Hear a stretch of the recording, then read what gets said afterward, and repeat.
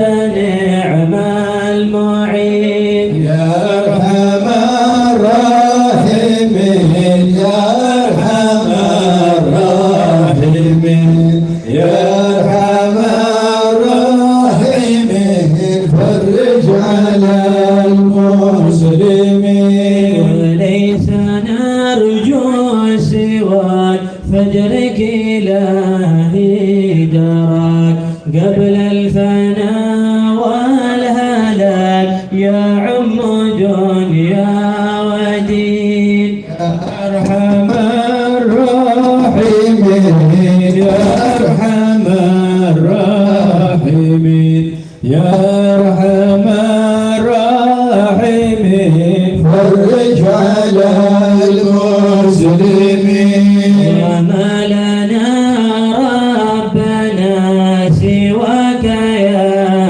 حسبنا يا ذا العلا والغنى ويا قوي يا متين يا أرحم الراحمين يا أرحم الراحمين يا أرحم الراحمين فرج على المسلمين نسألك ولي يقيم العدل كي نستقيم على هداك القويم ولا نطيع اللعين يا أرحم الراحمين يا أرحم الراحمين يا أرحم الراحمين فرج على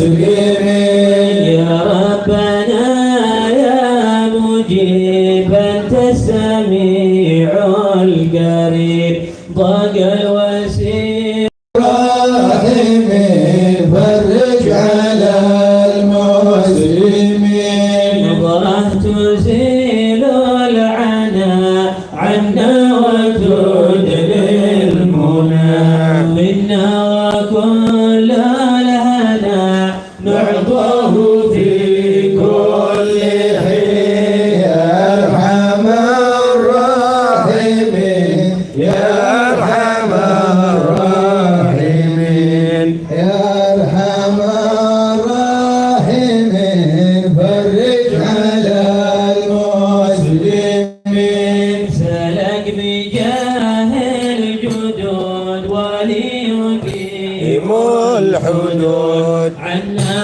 ويكفي الحسود ويدفع الظالمين يا أرحم الراحمين يا أرحم الراحمين يا أرحم الراحمين فرج على المسلمين يزيل للمنكرات يقيم للصلوات يأمر بالصالحات ويحب للصالحين يا أرحم الراحمين يا أرحم الراحمين يا أرحم الراحمين فرج على المسلمين يزيح كل الحرام يذهب كل الطرام يعدل بين الأنام ويؤمن الخائفين يا أرحم الراحمين يا أرحم الراحمين يا أرحم الراحمين فرج على المسلمين رزقنا غيث عام نافع مبارك نوام يدوم في كل عام على ممر السنين يا أرحم الراحمين يا أرحم الراحمين يا أرحم الراحمين فرج على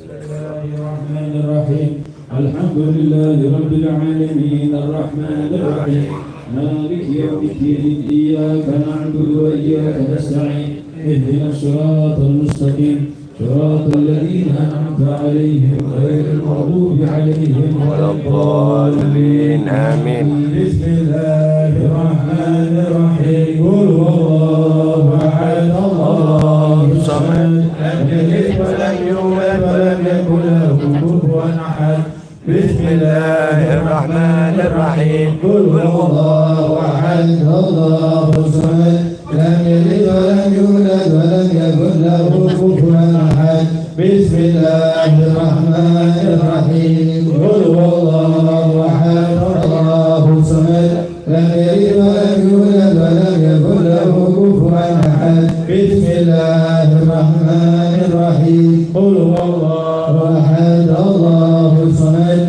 لم يلد ولم يولد ولم يكن له كفوا أحد الله أكبر لا إله إلا الله والله أكبر بسم الله الرحمن الرحيم قل أعوذ برب الفلق من شر ما خلق ومن شر غاسق إذا وقب ومن شر النفاثات في العقد ومن شر حاسد إذا حسد الله أكبر لا إله إلا الله والله أكبر بسم الله الرحمن الرحيم قل أعوذ برب الناس ملك الناس إله الناس من شر الوسواس الخناس الذي يوسوس في صدور الناس من الجنة والناس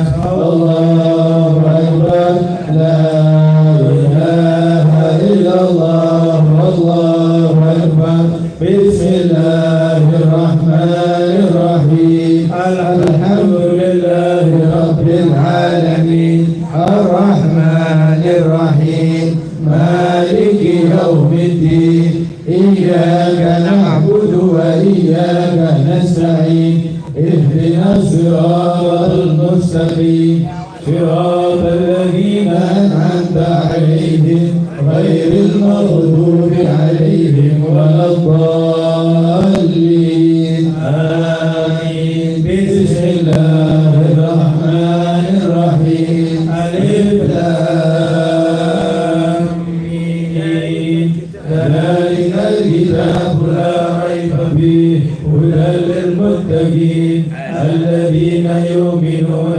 بالغيب ويقيمون الصلاة ومما رزقناهم ينفقون والذين يؤمنون بما أنزل إليك وما أنزل من قبلك وبالآخرة هم يوقنون أولئك على هدى من ربهم وأولئك هم المفلحون. بسم الله الرحمن الرحيم الحمد لله رب العالمين اللهم صل وسلم على سيدنا محمد وعلى آل سيدنا محمد اللهم انفعنا بالقرآن وعمنا بالغفران ووفقنا للإحسان واجمعنا على الإيمان اللهم اجعل لنا نورا وإماما ورحمة اللهم اجعل القرآن العظيم ربيع قلوبنا وجلاء همومنا وشفاء لصدورنا وكشيف كربنا وأحزاننا وكفرة لسيئاتنا وزيادة في أعمالنا وأعمالنا وبركة في أرزاقنا وسعة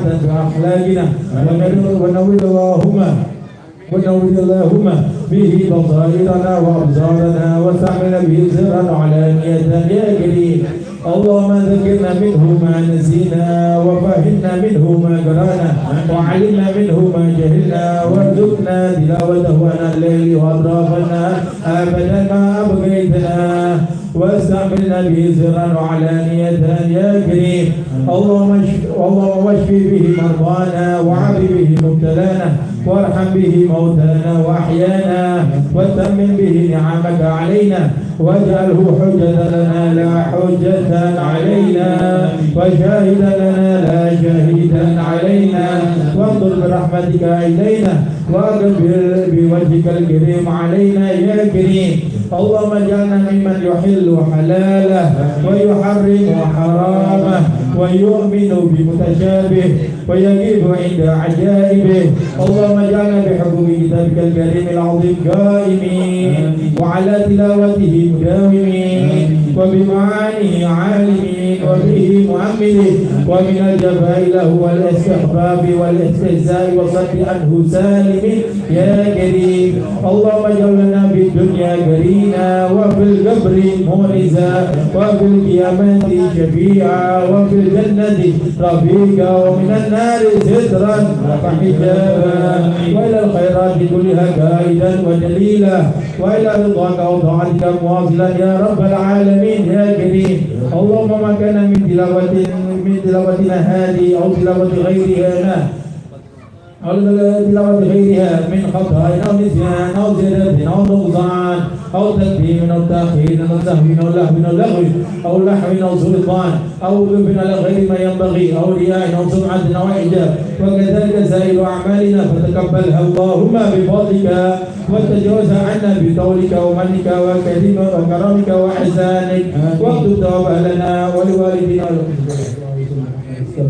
ولمشايخنا والمعلمين والأمواتنا ولجميع المسلمين كما كتبته لعبادك الصالحين وأوليائك المكرمين أصلحنا اللهم وجعلنا صالحين أصلحنا اللهم وجعلنا صالحين وجعلنا صالحين واهدنا غير الضالين والمضلين برحمتك يا أرحم الراحمين اللهم ما أنزلت بسبب ثواب قراءتنا هذه أو قراءة غيرها من بركة وغفران وخير ورضوان وقبل نحسن فجل اللهم هدية منا واصلة ورحمة منك نازلة وبركة شاملة وصدقة متقبلة واخصص اللهم بأفضالها وأكملها وأتمها إلى روح سيدنا حبيبنا شفينا ولد محمد صلى الله عليه وسلم ثم أرواح أبائي إخواننا الأنبياء والمرسلين وجميع الصحابة والتابعين واجعل اللهم مثل ثواب ذلك مع مسجد البر وإحسانك في صحائف أبائنا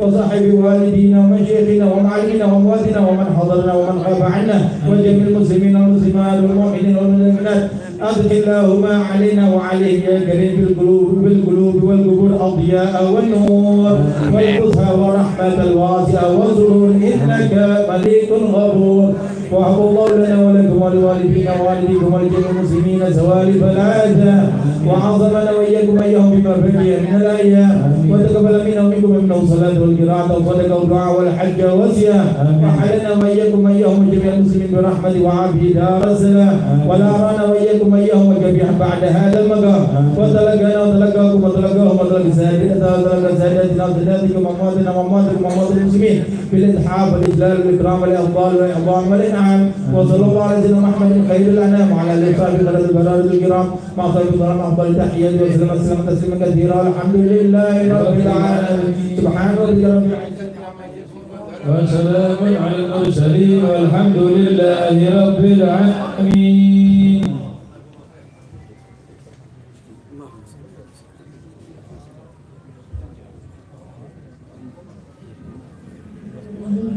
Alhamdulillah الذي أمرنا بشكر الوالدين وإحسان إليهما آمين. حسناتنا من ذكرهما وسماع المعروف لديهما. Amin. Tolong yang lainnya diam jangan ramai. Baca doa, yang lainnya diam jangan ramai. Amin. ونجبنا إلى حفظ الجنان من الرحمة لهما إعظاما وإكراما. Amin. وأوصانا بالترحم عليهما وما ربنا صغارا اللهم فارحم والدينا اللهم فارحم والدينا اللهم فارحم والدينا واغفر لهم وارضاهم برضا تهل في عليه جوامع رضوانك آمين. وموادن عفوك وغفرانك وتحلهم في دار كرامتك وأمانك وأغفرته عليهم لطائف برك وإحسانك اللهم اغفر لهم مغفرة جامعة تمحو بها أوزارهم أوزارهم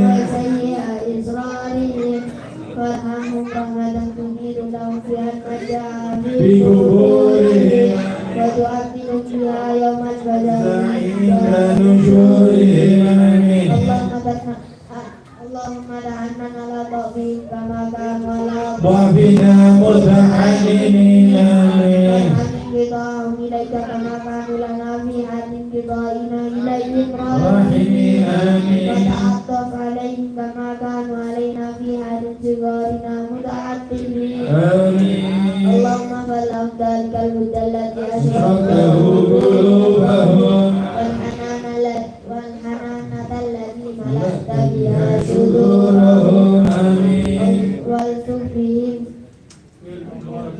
بلال من يزيد ولا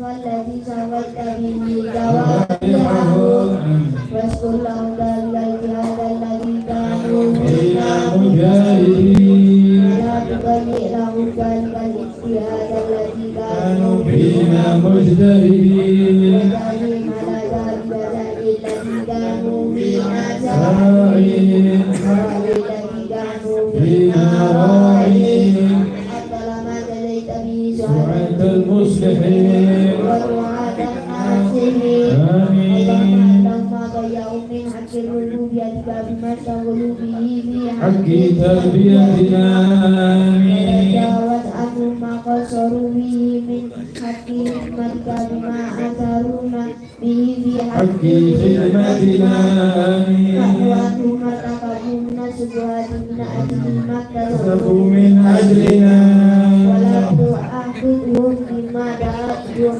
إليه من أنية من الهوات ما غلب على قلوبهم محبتنا آمين عنهم كرمات الذين تركوها فيما أسروا لنا ودعوا علينا آمين وتخفي في مضاجع البلاد من يزيد على لطفهم بأيام حياتهم بنا آمين اللهم وما هديتنا له من الطاعات ويسرنا له من القرب